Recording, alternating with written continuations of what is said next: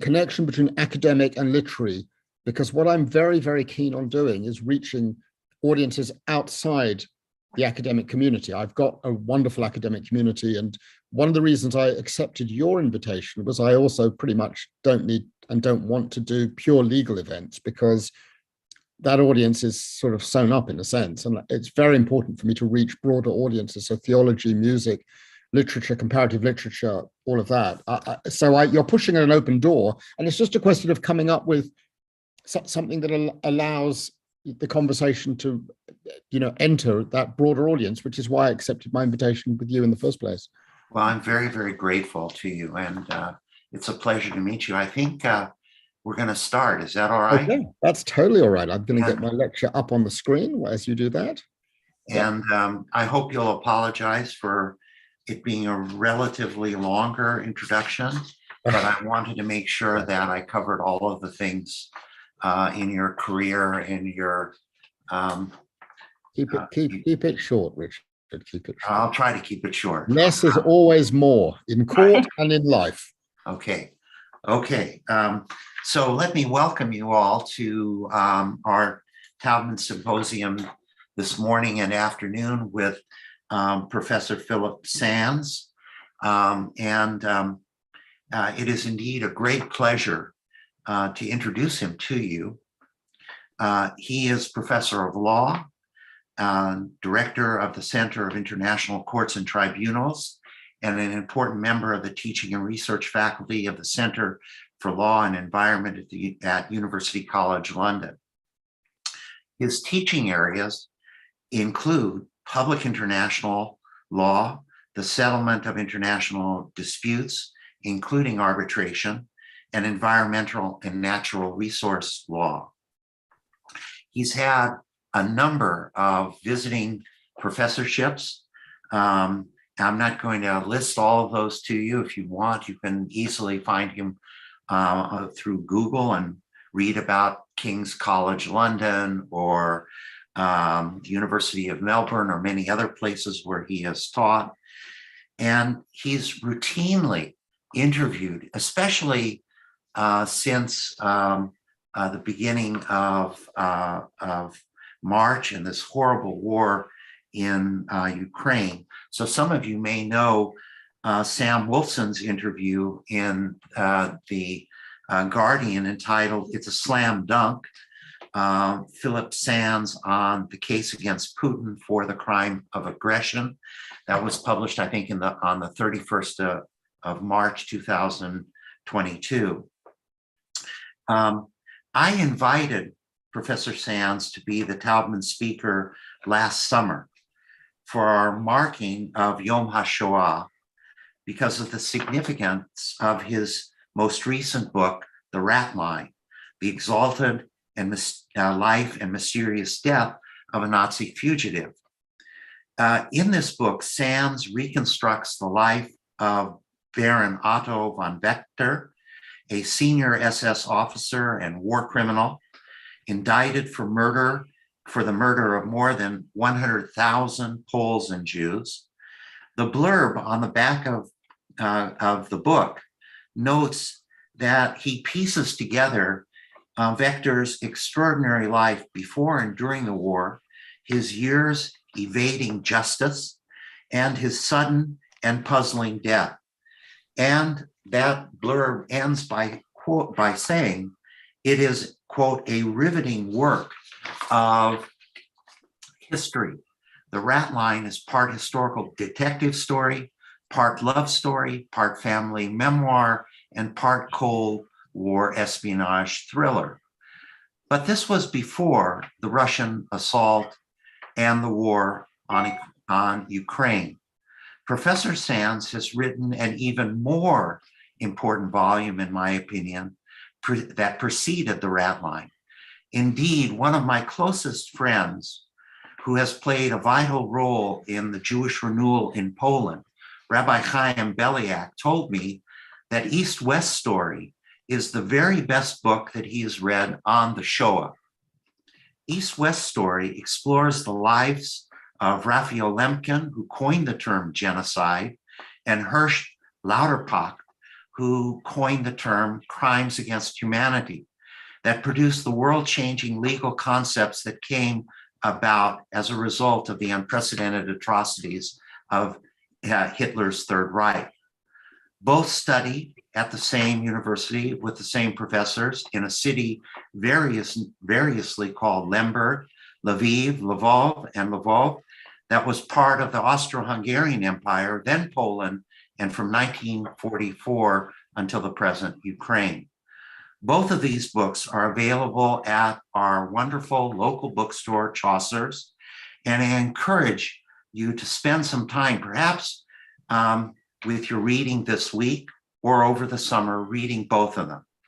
I have asked Professor Sands to speak to us about perhaps both books in the limited time that we have with him, and perhaps to take us from East-West Street to the Ratline, or from the Ratline to the East-West Street.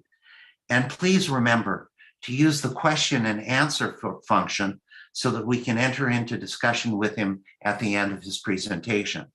Now let me welcome Professor Philip Sands to a virtual Santa Barbara.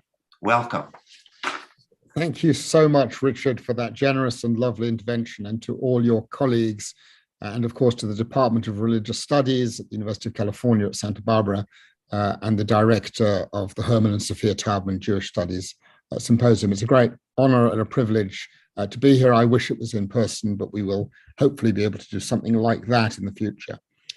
Let me begin with how this began, which was 12 years ago, when I received an unexpected invitation to deliver a lecture at the Faculty of Law in the city of Lemberg, today Lviv, on my work on crimes against humanity and genocide, two international crimes, the terms for which were coined in the summer of 1945.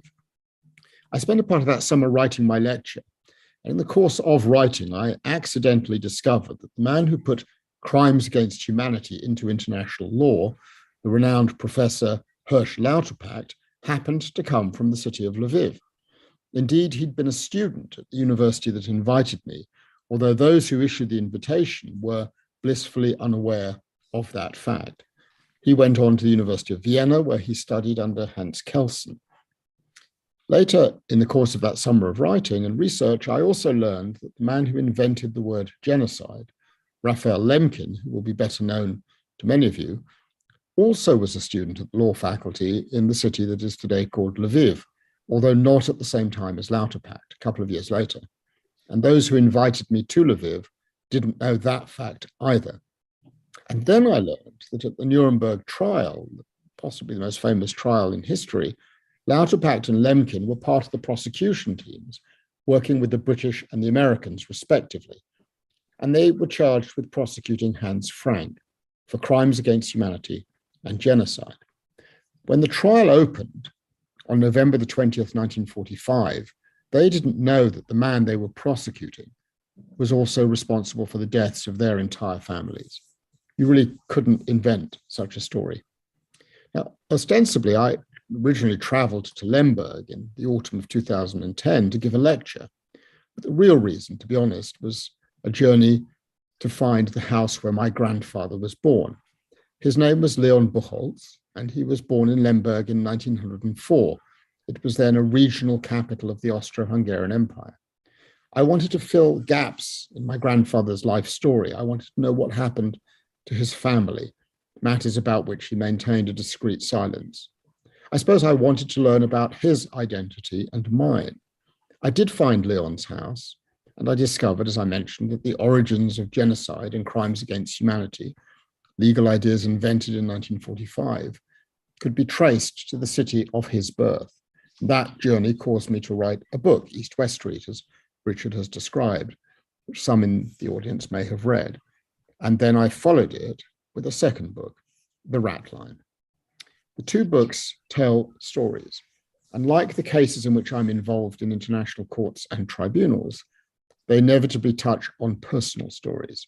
And I suppose that's what I've come to be really interested in, that special connection between the minutiae of personal stories and the larger canvas of the big political, legal, public story. And that's very relevant right now, of course, with the events going on in Ukraine, Russia's manifestly illegal invasion of the territory, and also the emergence of, in our daily newspapers every day, discourse about crimes against humanity and genocide. East-West Street and the Ratline are really part of a much broader project. I want to help make international law reach a broader audience. That's, I think, an important agenda right now, as so many countries, not least the United Kingdom, where I live, and the United States, where you live, have started to move away from their commitment of 1945 to a rules-based global order. The current situation in Ukraine, the war crimes and crimes of humanity, the crimes against humanity that have followed, and even, as we heard from President Biden in the last few days, allegations of genocide, underscore the enormity of this moment. There's a question: will such events destroy the 1945 moment, or will they cause us to take steps to safeguard it?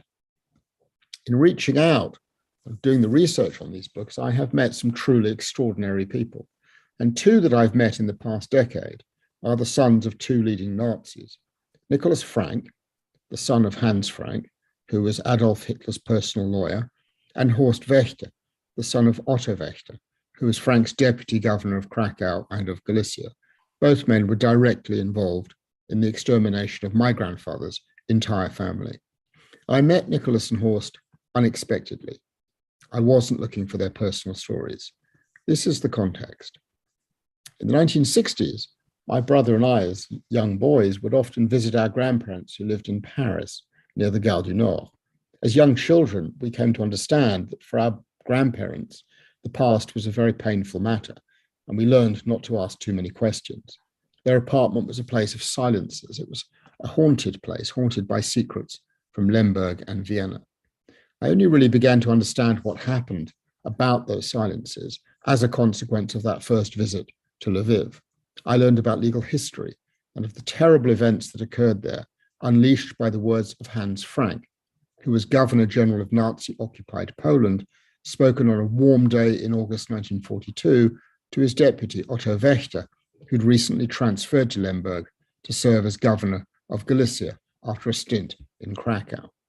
Hans Frank's words began the process that led to the extermination of my grandfather's family and hundreds of thousands of other Jewish and Polish families. Eventually, in 1945, Frank was charged with crimes against humanity and genocide. And on the 16th of October 1946, he was hanged in the courtyard of Nuremberg's Palace of Justice for crimes against humanity. East-West Street isn't about the life of one individual, but four. It seeks to understand how the particular circumstances of each of these four men, my grandfather, Lauterpacht, Lemkin, Frank, contributed to the roads they took, and how the different roads they traveled changed the system of international law that is my daily work, and the daily work of so many others. Those of you who've read the book will know that it touches on a more personal theme, how these four interweaving lives influence my own path, directly or indirectly. And below my path and each of your individual paths lurk some pretty big questions, questions that touch, I think, every human being. They address central questions of identity, which is very relevant right now in the US, in Europe, and in other parts of the world. Who am I? How do I want to be defined in law? As an individual or as a member of one or more groups? And how do I want the law to protect me? As an individual or as a member of a group? It's probably my work as a barrister rather than my writings that caused the original invitation to come from Lviv. In the summer of 1998, I was peripherally involved in the negotiations in Rome that led to the creation of the International Criminal Court, a body that would have jurisdiction over genocide, crimes against humanity, war crimes, and the crime of aggression. The essential difference between the two concepts centers on who's protected and why. If 10,000 human beings are killed, murdered, exterminated, their systematic killing is always going to be a crime against humanity. But will it be a genocide? That depends on the intention of the killers and the ability of prosecutors to prove that intention. You heard President Biden in the last few days raising the specter of genocide. But it's a tough thing to prove. To establish the crime of genocide, you must prove that the act of killing is motivated by what's come to be known as a special intent, the intent to destroy a group in whole or in part. If a criminal prosecutor can't prove that a large number of people have been killed with that specific intent, then the crime of genocide isn't established under international law. And so basically, you've got these two crimes operating side by side and overlapping. Every genocide is also a crime against humanity, but not every crime against humanity is a genocide. A few months after the two crimes were inscribed in the ICC statute, Senator Augusto Pinochet was arrested in London on charges of both genocide and crimes against humanity, laid against him by a Spanish judge. The House of Lords, Britain's Supreme Court, ruled that even as a former president of Chile, he was not entitled to claim immunity from the English courts. It was a revolutionary judgment.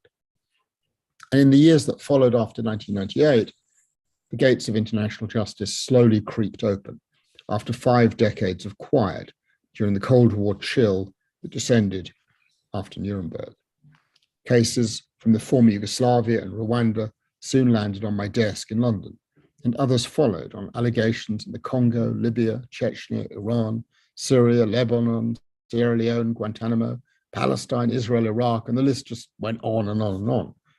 And all of the cases had in common that they were based on the rules that came into being after 1945, largely an American invention, a revolutionary moment in the making of modern international law that began in Courtroom 600 of Nuremberg's Palace of Justice. There it was recognized for the first time that the rights of the sovereign, of the state, over its people are not unlimited. The long and sad list of cases that reached me reflected the failure of good intentions aired by Robert Jackson in Courtroom 600. I became involved in many cases of mass killing, and I've seen too many mass graves. Some involved crimes against humanity, the killings of individuals on a large scale. Others were about genocide, the destruction of groups. These two distinct crimes, with their different emphases on the individual and the group, grew side by side. Over time, it seems, genocide has emerged in the eyes of so many as the crime of crimes, a hierarchy that leaves the unfortunate suggestion that the killing of large numbers of people as individuals rather than as a group is somehow less terrible. It is not. One of the main characters in East West Street is Hans Frank's son, Nicholas. He is retired now, but he was a very fine journalist and a writer, and he despises his father. The first time I met him, he said to me, "You know, Philippe, I'm against the death penalty in all cases, except in the case of my father." It was he who introduced me to Horst Arthur Wächter, the son of his father's deputy, Otto Wächter, an Austrian, and also a cultured and highly educated lawyer who would become governor of Krakow and then of Galicia, based in Lviv. Wächter, the father, was indicted for the mass murder of more than 100,000 Poles and Jews. But unlike Frank, he was never caught. He died in Rome in 1949 on the run, in the arms of a Vatican bishop, in mysterious and unexpected circumstances. Nicholas Frank said to me, "Philippe, you will like Horst. Although he's different from me, he loves his father." And so in the spring of 2012, I made the first of many visits to Horst, to the dilapidated ancient 12th century castle in the tiny village of Hagenberg, about an hour north of Vienna. Horst was in his early 70s back then, genial and chatty, wearing a pink shirt and Birkenstocks. We talk, we eat, we drink. He speaks of his parents' Nazi beliefs, his love for his mother. A Nazi until the day she died, Horst's wife, Jacqueline, will whisper into my ear. And Horst speaks of his childhood of plenty. He says of himself, "I was a Nazi child. I was named in honor of the Horst Wessel song and Arthur Seyss-Inquart, who ran Austria briefly after the Anschluss and then became governor of German-occupied Holland until 1945. Seyss-Inquart was Horst's godfather, and rather horribly, Horst has a photograph of him next to his bed.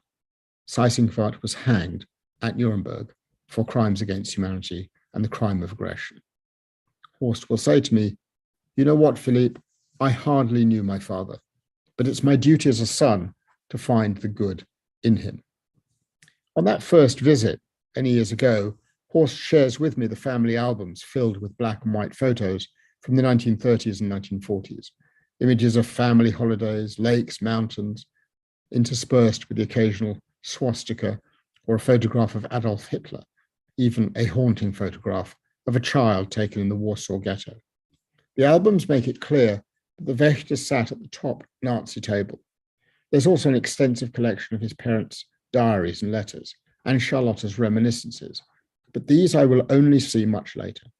I leave at the end of that first visit, after a couple of days, totally intrigued by Horst and all the papers in his possession.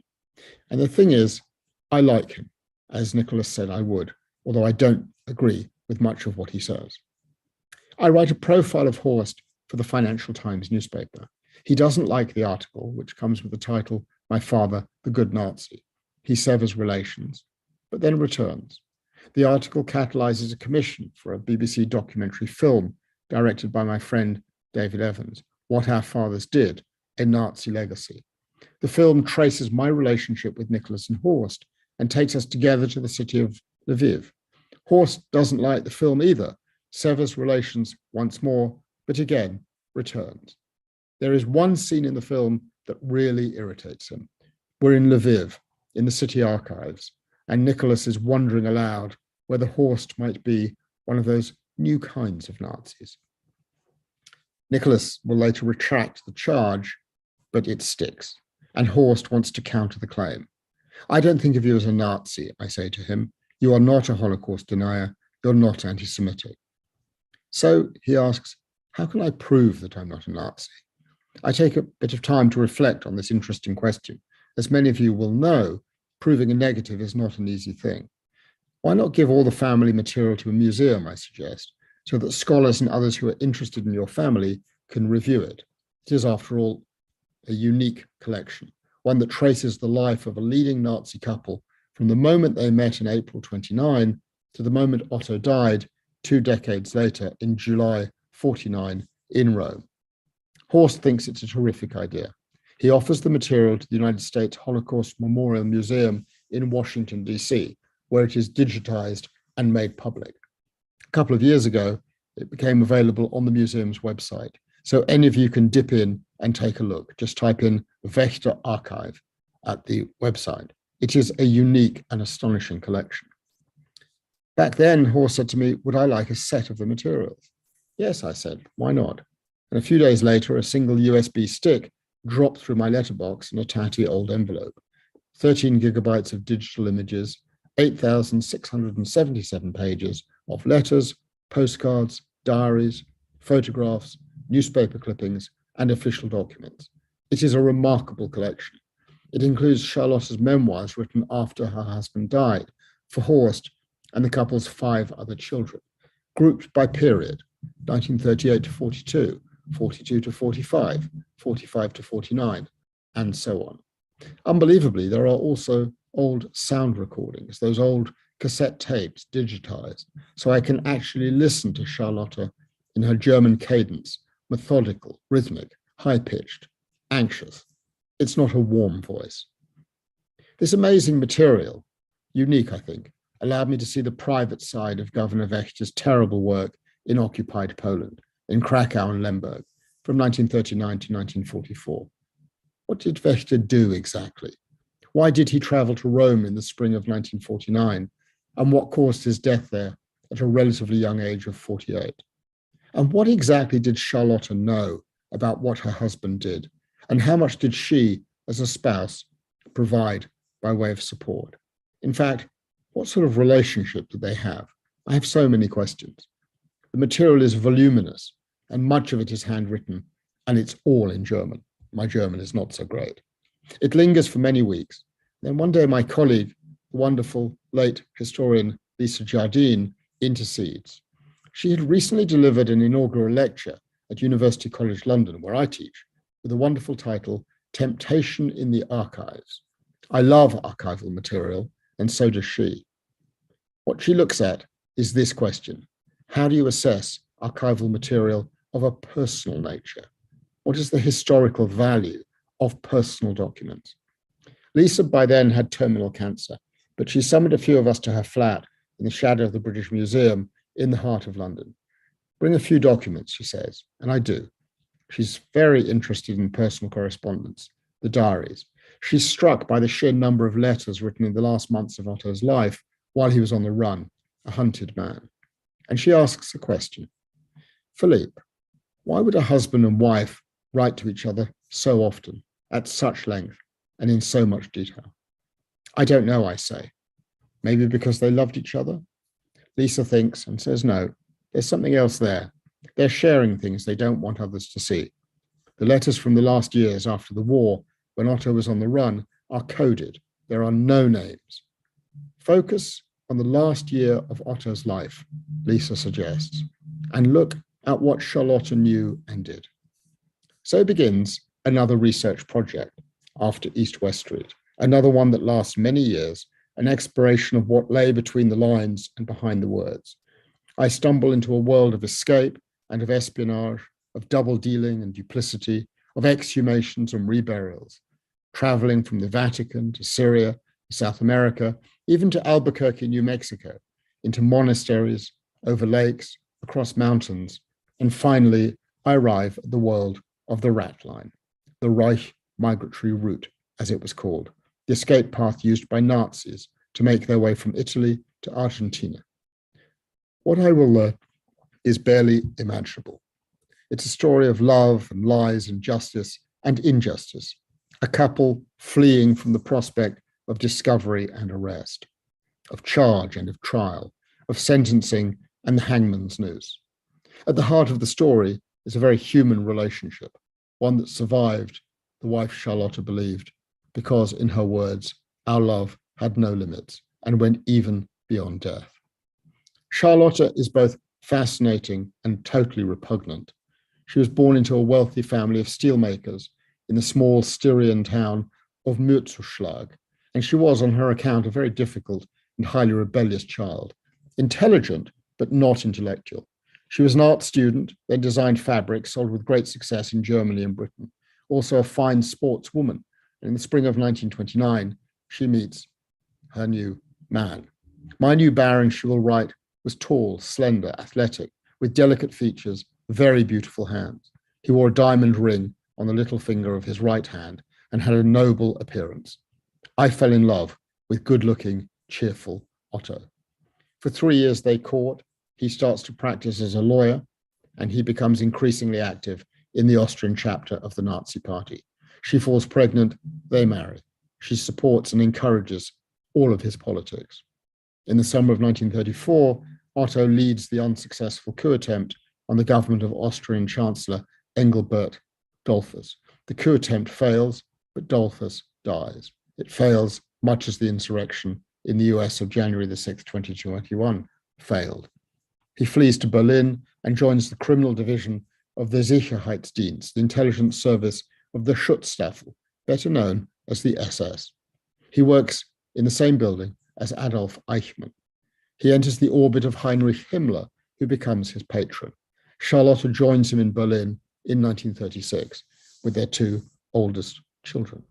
In March 1938, Germany seizes Austria and they're able finally to return home. Every Nazi felt such joy about this miracle, Charlotte records. She's been gone 4 years after the failed coup. He's now back, triumphant. She drives to Vienna to pave the way for Otto's return. And there he was, she writes, in the doorway of my parents' flat in Vienna, a Brigadeführer in his black SS coat with white lapels and uniform. In spite of the strain and the fatigue, he looked absolutely splendid. They make their way to the Hofburg Palace through huge crowds, overcome, as she puts it, with a spontaneous and heartfelt outburst of joy. Seyss-Inquart and his wife and a number of others came with the Führer, who slowly climbed the stairs of the Hofburg up to the balcony. And there he was, the Führer, standing just a meter in front of me. I could see and hear him so well. Last month, after a long search, someone in New Zealand finally sent me a photograph of Wächter on the balcony, and you see him standing close to the Führer. After the event, they enter the building, and at the bottom of the vast marble steps, after the joyous event, she tells Otto he should accept Seyss-Inquart's offer of a job in the new Nazi government. Don't just go back to the ordinary life of the law. That moment, her decision, his decision, will have huge consequences. It changes their lives as well as the lives of their children and grandchildren. Charlotta's diaries pass in silence on the substance of Otto's new position. As a state secretary, his function is to remove Jews and other undesirables from public office, from the federal chancellor at the top to the postal service at the bottom. He acts as thousands and thousands of individuals, including, unbelievably, two of his own university teachers. Removed from their positions at the university in the summer of 1938 because of his decision, both are stripped of their pension rights, both will be deported, both will perish. As Otto crosses one line after another, Charlotta offers total and unstinting support. She likes the perks, the Mercedes, the cocktail parties, the concerts at the Salzburg Festival and at Bayreuth, sitting near the Führer and Himmler. And she loves the new homes that are given to them, freshly emptied and stolen, a villa in Vienna, a summer house in Zell am See. The war begins in September 1939, and Otto's career is propelled to even greater heights and horrors. Seyss-Inquart procures a new position for Otto. He becomes governor of Krakow in Western Poland, newly occupied by Germany, working under Hans Frank. And Charlotta was fully aware of what he was up to, because he wrote about it in the letters sent home. Otto wrote to his wife, for example, on December the 17th, 1939. Dear Hübchen, many thanks for your lovely letter. There's a lot going on here. On the one hand, we've had some lovely things in the last few days. Chirac, General Arbeitsführer Polenz, R.M. Funk, and the Philharmonic was a great success. And so also a great success for me. Frank was very impressed. On the other hand, not such nice things. A sabotage, a nasty business, car accidents, ultimately an attempt on the life of the Governor General. Tomorrow, I have to have another 50 Poles shot. This act of killing was notorious. It was the first act of reprisal personally ordered by Hitler in occupied Poland. Otto signed off on it and supervised it. It was manifestly illegal. He also signed off on acts against the city's Jews and Polish intellectuals, and Otto Wäscher is the man who ordered and oversaw the construction of the notorious Krakow ghetto. For these and other acts, he would be indicted by the Americans and Poles for mass murder, crimes against humanity, and genocide. I looked for even a single hint of regret in Charlotta's papers. 8,677 pages, not a single sign of such a hint. 3 years later, the Krakow job completed, Charlotta celebrates when Hitler appoints Otto to Lemberg, Lviv, to clean up District Galicia, recently occupied by Germany. Otto keeps her abreast of developments. There was so much to do in Lemberg after you left, he writes. The harvest was gathered. We sent Polish workers to the labor camps, more than 250,000 already, just in the last few weeks. And the current large Jewish operations, the Judenaktionen, have been implemented. Lots of love forever. Himmler visits, offers him a position in Vienna if he doesn't want to stay in Lemberg and do the dirty work. But you know what? Otto decides to stay. I was almost embarrassed about how positively Himmler talks about me, Otto reports to Charlotta. But, he continues, life isn't totally perfect. Manual labor is difficult to find because, as he writes, the Jews are being deported in increasing numbers, and it's so awfully hard to get powder for the tennis court. As the deportations and exterminations proceed, Charlotta's writing about picnics and concerts. It's this disconnect between horror and beauty that makes so compelling and disconcerting a read of these diaries and letters. Carefully read, Charlotta's diaries reveal other secrets. In the spring of 1942, just as the final solution is being implemented, Charlotta actually realizes she has fallen in love with Otto's boss, Hans Frank. I send the pages of her diary to Hans Frank's son, Nicholas, who has a certain sense of humor. Sensational, he writes back, mischievously. Perhaps Horst and I are brothers. The letters trace the last bitter months and weeks of the war. Even at the most acute moments, as the Soviet Red Army approaches Lemberg and the end nears, Charlotta and Otto still find time to write to each other and to hope. And she is a great Anglophile. The British are much more nationalist than the Germans, she writes to him in 1932. And so Charlotta imagines a new ally in the struggle against the dreaded Soviets. I so hope the English will be fed up and unite with us, she writes. But there's an impediment, the Jews. They're always getting involved. They're always contaminating everything. Right to the end, the anti-Semitism is pervasive. On 9th of May 1945, the war is over. Otto is indicted for mass murder, and he simply disappears off the face of the earth. His name is in the papers, indicted as a wanted war criminal with his friend Seyss-Inquart, who's caught, put on trial at Nuremberg, convicted, and executed. To survive, Otto must now rely on Charlotta, and the tables are turned. A new chapter opens. Evasion and escape requires new friends and allies in the Vatican and beyond. And Charlotta's papers provide new information, lots of secret details about how Otto escaped, including the time he spent hiding in the Austrian mountains with a young companion, a former SS soldier called Burkhard Ratline, who's known as Buko. I asked Horst about Buko. What did Buko do during the war? What was he like? Why did he help your father? You want to know about Buko? Horst asks. I nod. Well, he says, I can answer your questions and tell you everything about Buko. Or we could just telephone him. Unbelievably, in 2017, Buko Ratline is still alive, and he's 92 years old. And Horst and I do visit him. Buko tells me how they escaped, how they hid in the mountains for 3 years, moving from shepherd's hut to shepherd's hut, how they followed every day of the Nuremberg trials from a great distance, how they read the outcome, the convictions, the death sentences, and the hanging of all of Otto's closest friends and colleagues, Frank, Seyss-Inquart, Ernst Kaltenbrunner. How did Otto react to the news of the hangings, I inquire. Vi victis, Buko says. To the victor, the spoils. And as Buko spoke to me, I had my eye on a small black and white photograph on the bookshelf behind him. It was a man, seated, pensive, with a swastika wrapped around his arm. It's actually a photograph of Adolf Hitler in Buko's living room in January 2017.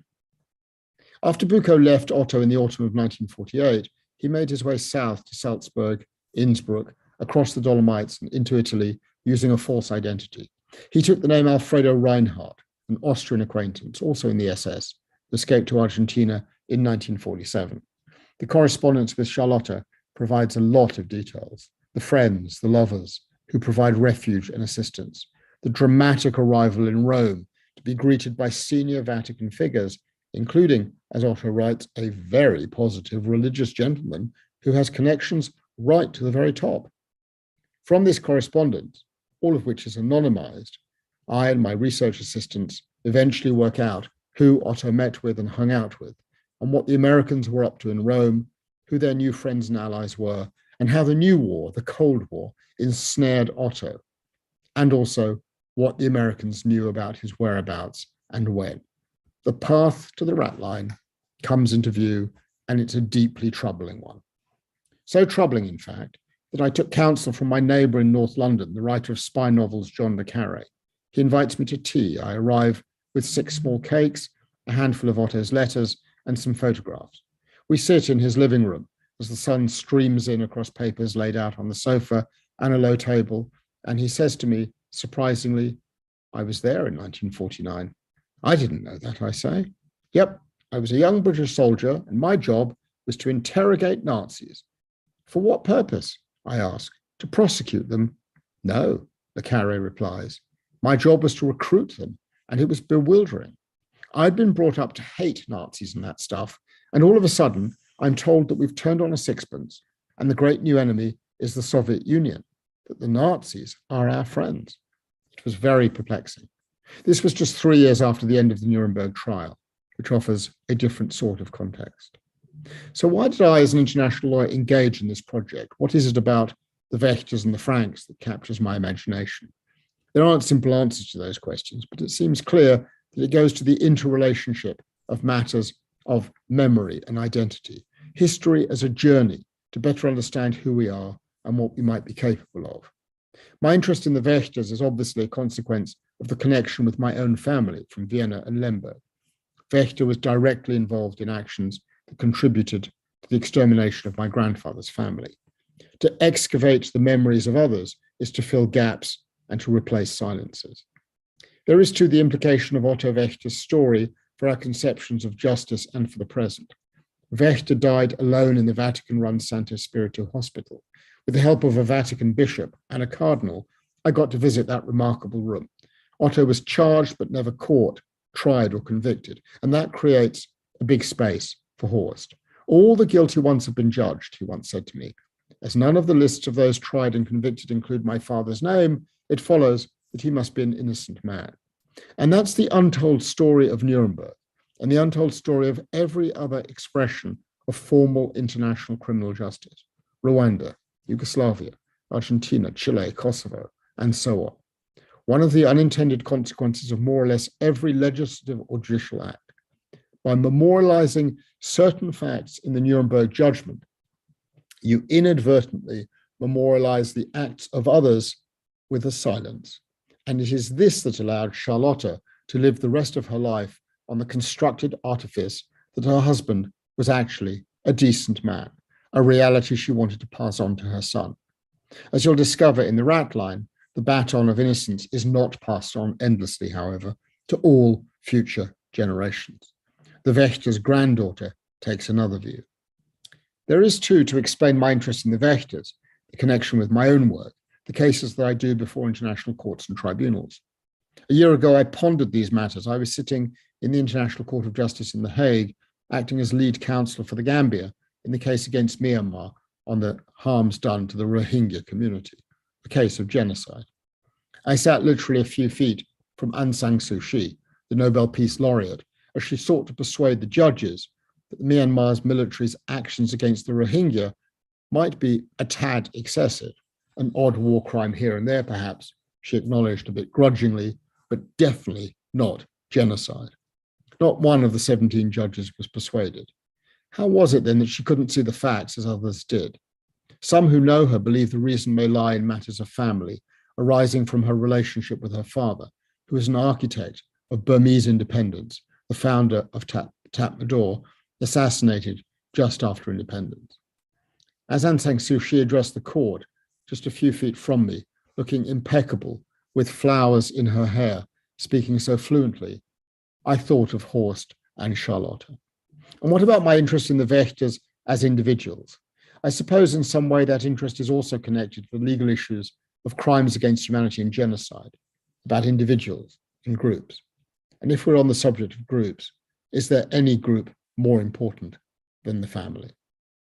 As regards Otto, I began the Ratline with a quote from the wonderful Spanish writer Javier Cercas. It is more important to understand the butcher than the victim.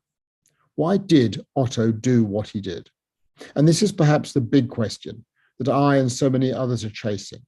How can it be that a highly intelligent, educated, cultured human being could become embroiled in acts of mass murder? We ask ourselves the same question now in relation to current events around the world. Why people do things are not necessarily questions for the judges, who are concerned only with what he did and did not do. But there is surely a bigger question. Why? Warum? Pourquoi? The answers to such questions do not reside in the judgments of courts. They live in the personal archives, in letters and diaries, in poems and notes.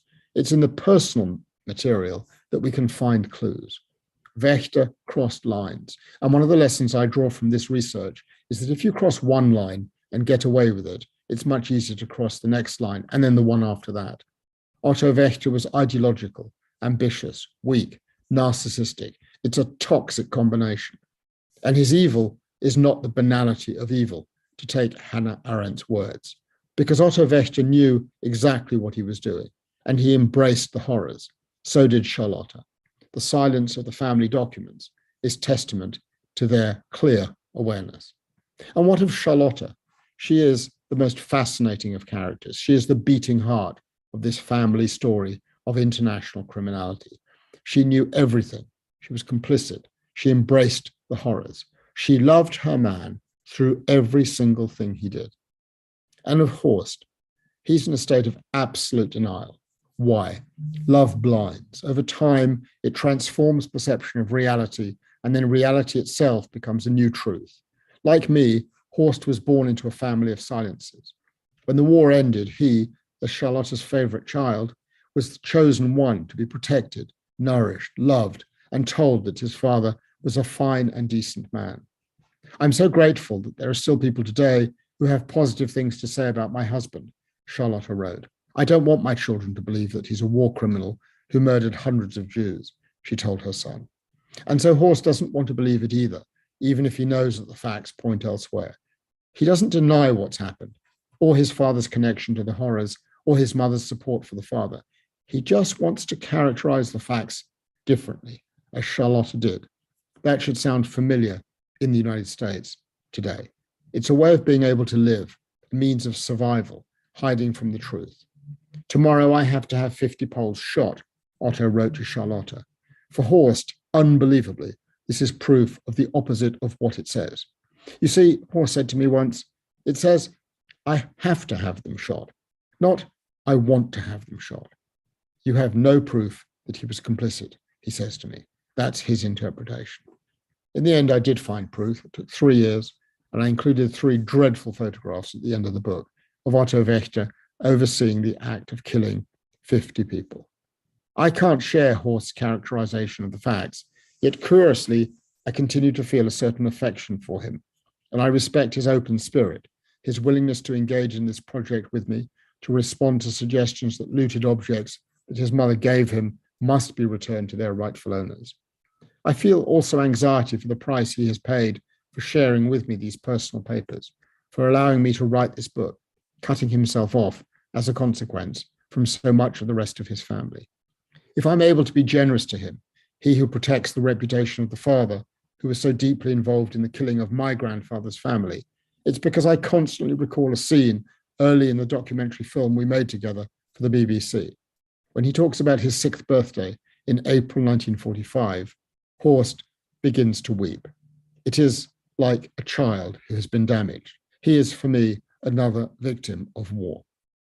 The consequences go on, and so do the silences, and so do the hundreds, if not thousands, of remarkable communications that are prompted by these 2 books. A month after the Ratline was published in Germany, on Christmas Day 2020, I received an email from Vienna. The correspondent introduced herself as Maria Therese Arnbaum, a historian and the great-granddaughter of Robert Winterstein, in whose house she lived, on the outskirts of Vienna. A renowned lawyer, Winterstein served as Procurator General, that's like the Attorney General, the Chief Public Prosecutor, of Austria, until March 1938. Then, following the Nazi takeover and the country's incorporation to the Third Reich, he was fired, stripped of his pension, arrested on Kristallnacht, and deported to Buchenwald, from where he never returned. His family retained a memento of the act of removal, a typewritten letter dated September the 14th, 1938. It ends with a confident but totally indecipherable signature, and for decades the family has wondered, whose signature is it? 80 years later, the mystery is solved, Arnbaum writes, thanks to your book, The Ratline. She got it as a Christmas present. She was surprised that the book mentioned her grandfather, one of more than 16,000 Austrian civil servants removed from their posts simply because they were Jewish. The Säuberungsaktion, or cleansing action, was implemented by Otto Wächter. His signature, the book confirmed, graced the unhappy Winterstein family heirloom. But the deciphering of the intricate signature was not Arnbaum's reason for writing. I'm writing to you, she explained, because my neighbor and friend of many years is a granddaughter of Otto Wächter. What a strange situation, she mused. You've known a family for so long, you're on very friendly terms, and suddenly there's another connection that radically changes the relationship. And so this legacy of the material I've dealt with is a long one, and it's one about which psychoanalysts have some knowledge. I opened East-West Street with a quote from Nicholas Abraham and Maria Torok, the Hungarian psychoanalysts who spent their lives looking at the effects on the descendants of injury or catastrophe felt by parents and grandparents. What haunts are not the dead, but the gaps left within us by the secrets of others. In the Ratline, I leave the last words to Magdalena, one of the grandchildren of Otto and Charlotte, and the only child of Horst. My grandfather was a mass murderer, Magdalena will say to me, and she allows me to put the words in the book. They are the last words of the book. For those 6 words, Horst has disinherited his daughter. And so Horst and I are bonded by a sense of dislocation and to events distant in time and place. We've got different points of departure. We're on opposite sides of a shared story, yet our paths crossed, and we've somehow arrived at an end point. It's been a most curious waltz, a sort of constant movement, a double act, if you like, in which each seeks to lead the other. What these events and realities mean over time, and what they do to matters of memory and identity, to our sense of justice and wrongdoing, to the secrets of others that haunt us, is another complex matter, and it is one that is relevant across time and in all places. Thank you so much for your kind attention.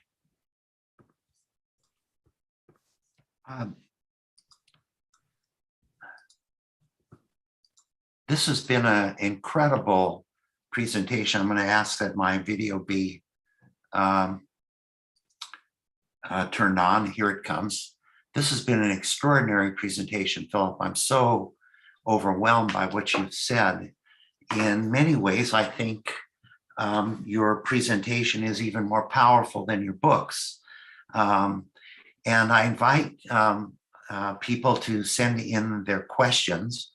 I do have a question to begin with while we wait for questions from our viewing audience. And I was taken by the juxtaposition of the epigrams you use. On the one hand, in the Ratline, you begin with a quotation from Isaiah, which reads, "Their bowels will slaughter the young men. They will have no mercy on the heart and the fruit of the womb. They will not look with pity on the children." And then that's juxtaposed with Javier Cercas's statement that you quoted. It is more important to understand the butcher than the victim.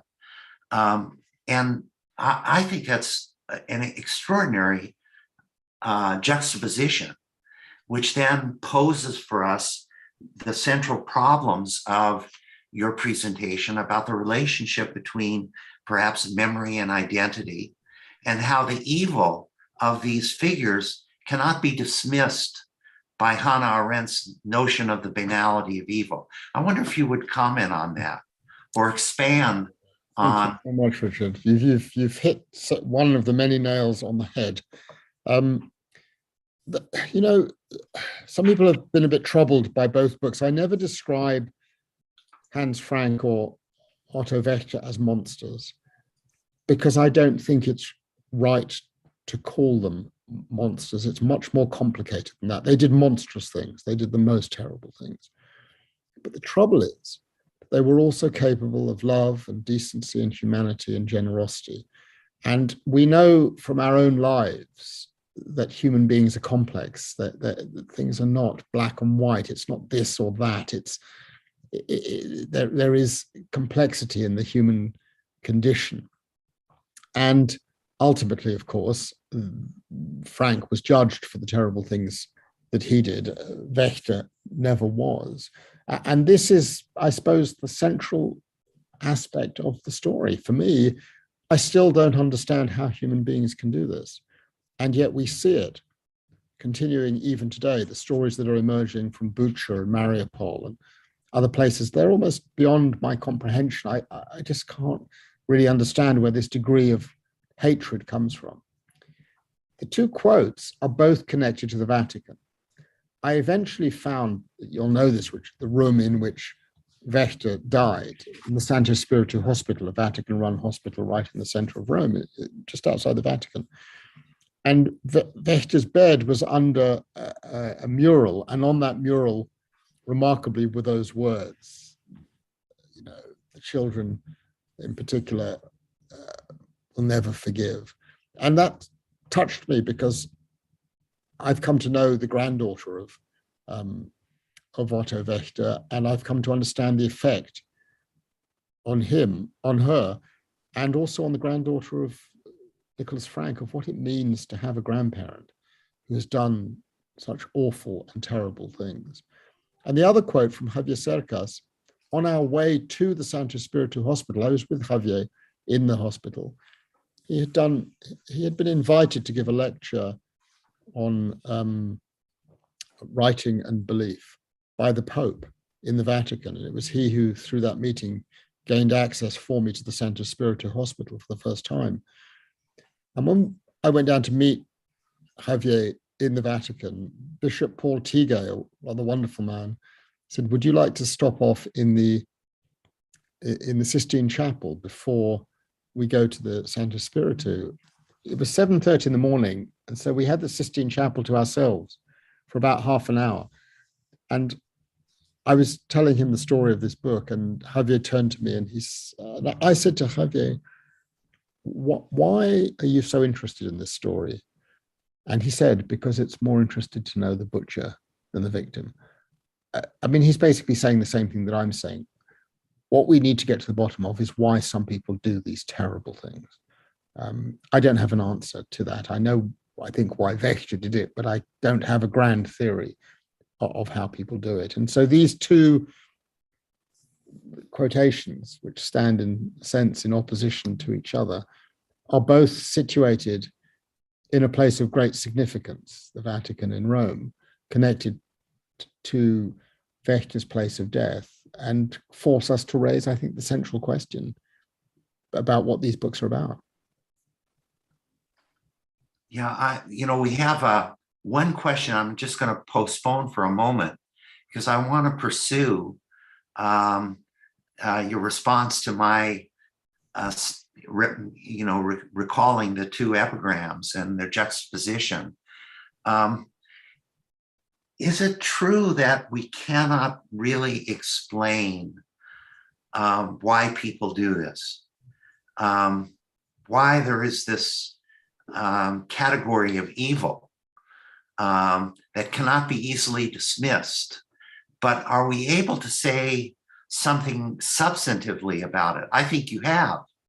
Well, I've worked on a great number of awful cases, and there is one theme that links all of the cases, and it is this: the horror happens when one community treats another community as somehow not acceptable, awful, subhuman, whatever. It's othering. And that, I think, is the path to these kinds of terrible brutalities. And that is what happened in Rwanda. That's what happened in Yugoslavia. That's what's happening today in Russia and Ukraine. And there is one letter in the book that I refer to, which reflects both Horst's humanity and appallingness. You'll remember it. He's in Krakow. He's the governor. He receives a letter from his father, who's a major military figure. The father says, "My darling son, I have a problem. A friend of mine has married a Jew. The child is now resident in your territory, and she has been subject to the race laws. Could you do something to protect her?" And Otto Wächter says, "Of course, Papa, I will look into it." That's the decent side of him, the son who loves his dad and wants to help his dad. And he goes off and checks out what's going on. And he comes back with a report which says, look, it's true, actually. Yes, she is in my district. She has been subject to the race laws, but I'm afraid there's nothing I can do because the race laws protect us from them. And so I think we really can't start sort of disapplying them for particular individuals. I think in that you get the sense that the Wächters truly believed that those that they persecuted posed a fundamental and existential threat to the well-being of the German community as a community. And that justified extermination. And we've seen that in a lot of other places. So it's about treating the other in a particular way. And what I worry about is that it begins with little things, And eventually one thing leads to another. And that was, of course, Raphael Lemkin's thesis. And he sets it out in his book of 1944. You start with one line being crossed, it starts by identifying them, then you label them, then you make them live in particular places, and eventually you kill them. And that is a pattern that recurs, and that is genocide. I want to read a question from Robert Turner, one of our participants this morning. And his question is, I'm sure, a question that you've been asked over and over again in the last 2 months. And that is, Robert asks, is Russia committing genocide and crimes against humanity in Ukraine? Well, right now I have on my computer screen, on a different part than the one you're looking at, an opinion piece I'm writing for the New York Times. I mean, who knows if they'll publish it, but they asked me to write something about what President Biden said a couple of weeks ago. I've been much more careful than President Biden. As you know, he has described Vladimir Putin as a war criminal. I've used a different form of words. I've said that it appears that war crimes are being perpetrated, but we don't actually yet know who's responsible for those war crimes. Is it a leadership crime? Is it people on the ground just doing really nasty things? We just don't have any of the details yet. But I think war crimes are being perpetrated, and I think they're being perpetrated on a scale which appears to me to be widespread and systematic across Ukraine. And therefore, I would say, yes, it appears that crimes against humanity are being perpetrated also. Then President Biden upped the ante and said, well, it's not just war crimes, it's also genocide. And I hesitated there because, as I explained in the lecture, genocide, to prove a genocide, you've got to prove the special intent. And it must be the only reasonable inference of an intent. And that's a very, very high threshold to prove. On the other hand, and this is the piece that I'm writing for the New York Times, Raphael Lemkin set the bar much lower for genocide than the international courts have done, and that President Biden appears to be doing. And I've argued for a long time that the bar should be lowered because the courts have set it ridiculously high. So the answer to the question from Robert is, it depends where you set the bar. If you set the bar at where the International Court of Justice and the International Criminal Court has set it, no, I don't think this constitutes in legal terms a genocide. If you lower the bar and go back to what Lemkin considered to be genocide, then I think you could argue that what we've seen at Bucha, but of course I suspend judgment because I wasn't there, I don't have the evidence, could be characterized as a genocide. It's plausible to raise the genocide word. So there's a gap between ordinary conceptions of what genocide is, doing really nasty things to people on the one hand, killing them in significant numbers, and the legal conception on the other hand. And the answer to the question by Robert on genocide is which of those two conceptions you take. I think Lemkin's original conception, setting a lower bar, was right, but over time, the bar has been set higher and higher.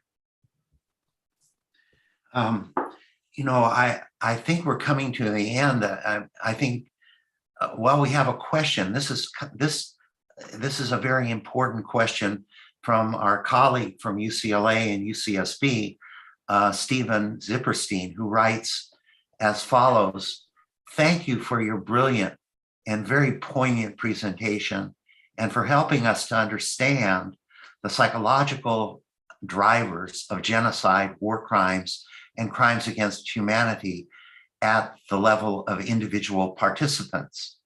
In thinking about genocidal zeal, you discussed regarding Nazi Germany, Russia, Ukraine, Rwanda, Yugoslavia, Myanmar, how can any reasonable lawyer or judge view the Israelis as harboring the same goals toward the Palestinians? Lauterbach, for example, would have disagreed vehemently with the ICC's February 2021 ruling. These are really delicate issues. And again, as you will have heard, I'm very, very careful about putting labels on particular things. the ICC's February 2021 ruling was very, very carefully crafted. Firstly, no one who's reasonable and sensible is saying there is a genocide going on in relation to Israel, Palestine, and so on and so forth. Israel is not perpetrating a genocide against Palestinians, nor is Iran perpetrating a genocide against Israelis. I mean, we just have to lower the sort of velocity, so to speak, and passions on these issues. The ICC is looking at a much narrower issue. It's looking at, if you like, the conduct of a conflict. And all it has done at this stage is to say, on the basis of the evidence that has been put before the tribunal, the court, there is material which requires investigation. They have not ruled that there is a war crime being committed or crime against humanity being committed. They have simply said, on the basis of this early review, on both sides, the firing of missiles by the Israelis into civilian areas, the firing of rockets by Palestinians into civilian areas, raises a question that needs examination. They've expressed no view on whether there are violations. And I have to say, I've got no problem with courts doing that. And I'm also very clear that I think the law must not be lopsided. The law must be applied equally. I mean, I'm right now involved in another case that concerns my own country, the United Kingdom, and I have said that the removal of 2,000 people from a former British colony and the continuing refusal of the United Kingdom to allow them to return to that territory, it's called Chagos, includes an island that you'll know of called Diego Garcia, that looks to me like that's a crime against humanity. Equally, in relation to these issues about genocide, you'll remember that last year, President Biden famously declared that the murder of the Armenians was, in his view, in his administration's view, a genocide. And I think Lemkin would undoubtedly agree with that characterization. And I was invited onto a television show by Fareed Zakaria on CNN and asked for my views on that. And he sort of began the interview by saying, "Oh, you must be thrilled." And I said, "Well, not really. Firstly, I don't think any act of mass murder is something that one expresses one's view in that way about. But secondly, I said, I think it would have actually been much more interesting if President Biden, instead of pointing to the genocides perpetrated by others, had looked at what has happened on the territory of the United States or Britain: colonialism, enslavement, the killing and lynching of blacks, the treatment of Native Americans. These all raise fundamental issues also.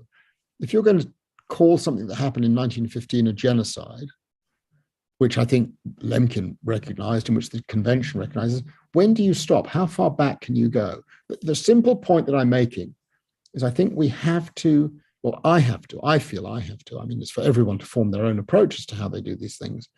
I have to be relatively neutral in terms of who I ascribe the need to investigate to. I can't just say, oh, Britain must never be investigated, the United States must never be investigated, Israel must never be investigated. That's plainly not right. The law is the law and it applies to everyone equally. I actually don't think that Lauter Pact would have disagreed vehemently with the ruling. All that the ruling was in February 2021 was to open an investigation. And I can't see how Lauter Pact would have objected to that. He believed that the law had to be applied equally. But can I just say, I fully understand why this hurts people so very much. And I'm not in any way challenging that sense of hurt. What I'm saying is the law isn't only for others. The law is to be applied equally. I think we have time for just one more question from Leo Adler, who writes, you talk about Rwanda, Yugoslavia, Russia today, Myanmar, etc., are continuations of the Nazi exterminations. But respectfully, the issue isn't solely whether these committed crimes fit into the definition of genocide, war crimes, and crimes against humanity. I mean, I think I don't think I've said that Rwanda, Yugoslavia, Russia, Myanmar are continuations of Nazi exterminations. I if I came across saying that, it's certainly not my intention, because I think that each act of horror exists in its own conditions. And I think it's just absurd of Vladimir Putin to be saying that Ukraine is a Nazi state. Every country in the world has neo-Nazis in it. Ukraine has them, Britain has them, the United States has them. Um, and I think on that note, let us celebrate the fact that it seems that the French president has been re-elected with a larger majority than was expected, and that's a very good thing. I mean,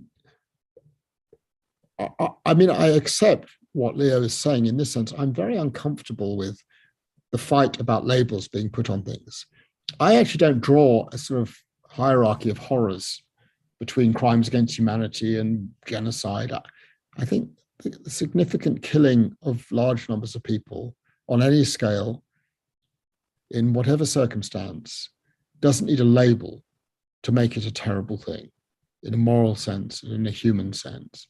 And I am a bit worried about the amount of time we now spend about, is it a genocide? Is it this? Is it that? I very much agree with Leo's point. I've long argued it would be better just to have a single category of crimes and meld everything into a single category. But I've lost that argument, it seems, at least for now.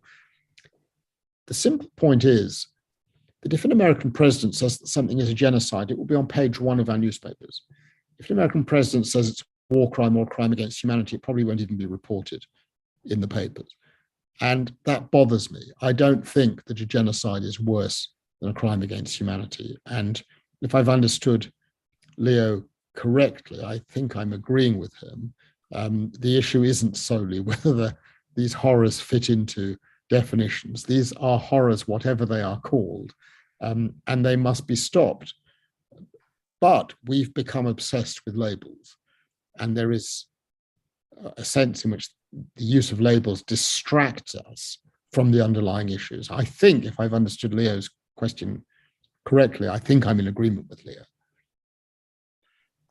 I hope we can keep you for just 2 more questions or responses. You understand, Richard, I've got a group of Canadian Supreme Court justices I'm speaking to you from Ottawa. They're waiting me in the lobby of the hotel in which I'm located, and I fear I've got to go down and meet them to prepare for my event with them this evening. I'm so very sorry, and I hope that we're going to have another occasion in person. I hope so. At some point in the future, but I'm afraid I do have to go. I'm going to send you the additional questions for Please do. Your thought. I'll reply by email. That's a wonderful way to do it. And I want to thank you, Philip, for this extraordinary presentations. The last questioner concludes her question by saying to you, and I agree, and I think all of us do, thank you for a riveting presentation of this difficult material. Philip, thank you very, very much. And we'll look forward to that New York Times opinion piece.